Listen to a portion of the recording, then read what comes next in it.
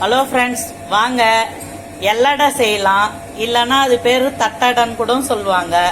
அது செய்யறதுக்கு எங்கள் பசங்க வெறுப்பாக இருக்குன்னு கேட்டாங்க. அதனால் கொஞ்சோண்டு அரிசியை ஊற வச்சு கழுவி வச்சுக்கிறோம்.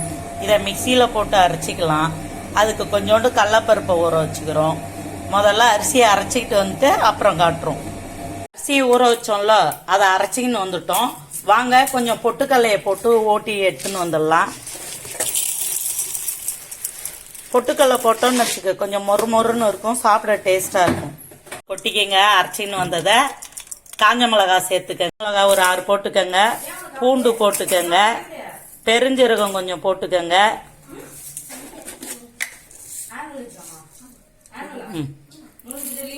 போடு. பெருஞ்சீரகம் போட்டுக்கங்க. கருவேப்பிலையை உருவி போட்டுக்கங்க. ஒரு கொரப்பாக போட்டு அரைச்சிக்கின்னு வந்துடலாம். இதெல்லாம் போட்டாதான் எல்லடை ரொம்ப டேஸ்டா வாசனையா இருக்கும். ஒரு கொரப்பா அரைச்சிட்டு வந்துடலாம். அரைச்சின்னு வந்த மசாலாவெல்லாம் சேர்த்துக்கங்க. கருவேப்பிலை, பூண்டு, இதை காஞ்ச மிளகாயெல்லாம், பெருங்காயத்தூள் தேவையான அளவு சேர்த்துக்கங்க. உப்பு தேவையான அளவு சேர்த்துக்கங்க. போட்டு எல்லாத்தையும் ஒன்றா பிசையலாம். வாங்க சேர்த்துக்கங்க. சேர்த்து எல்லாத்தையும் ஒன்றா பிசையலாம். பிசைஞ்சி தட்டி எல்லடை போடலாம். வாங்க எல்லடைக்கு மாவு பிசைஞ்சு உருட்டி அமுக்கி போட்டு போடலாம். வாங்க எண்ணெயை காய வச்சுக்கிறோம். எண்ணெயை காஞ்ச பிறகு எல்லடையை எடுத்து போட்டு எடுக்கலாம். வாங்க எல்லடைக்கு இதை மாதிரி தட்டி துணியில் போட்டு எடுத்து போடுங்க. அப்போதான் அந்த தண்ணிலாம் இழுத்துக்கும். இழுத்த பிறகு ஒரே அடியாக வெந்துடும். இல்லைன்னா நம்ம அப்படியே தட்டி எண்ணெயில் போட்டோம்னு வச்சுக்க, 2 சிங்கிளாக வேக வைக்கணும். ஒரே சிங்கிளில் வேவாது எல்லடை. அதனால தான் இந்த மாதிரி துணியில் தட்டி எல்லடை போடுறது. வாங்க எல்லடையை போடலாம். எண்ணெய் காயிட்டோன்னு ஒன்று ஒன்றா எடுத்து போடுங்க.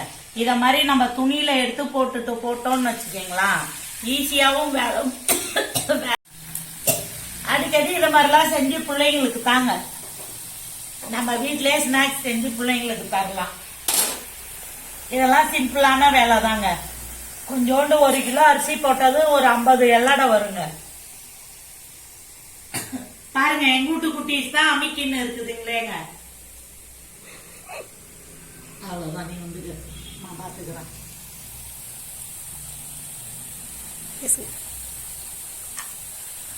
இது சாப்பிடவும் எல்லடை ரொம்ப டேஸ்டாவும் இருக்கும். நம்ம வீட்லயே செஞ்சு தரதுனால நல்லா ஹெல்த்தாவும் இருக்கும். எல்லடை எப்படி இருக்குங்க? சூப்பரா இருக்குங்க. கடையில சுடுற மாதிரி. கடையில சுடுறதோட சூப்பரா இருக்குங்க. எல்லடை எப்படி இருக்கு? சவுண்ட் சூப்பரா இருக்கு பாருங்க. முறுமுறுன்னு இருக்குது அடி தங்கம். எல்லடை வெந்துகிட்டு இருக்குங்க. குட்டி எப்படி இருக்கு எல்லடை?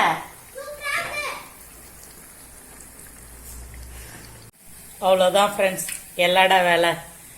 1 கிலோ அரிசிக்கு இவ்வளோ எல்லடை வந்திருக்கு.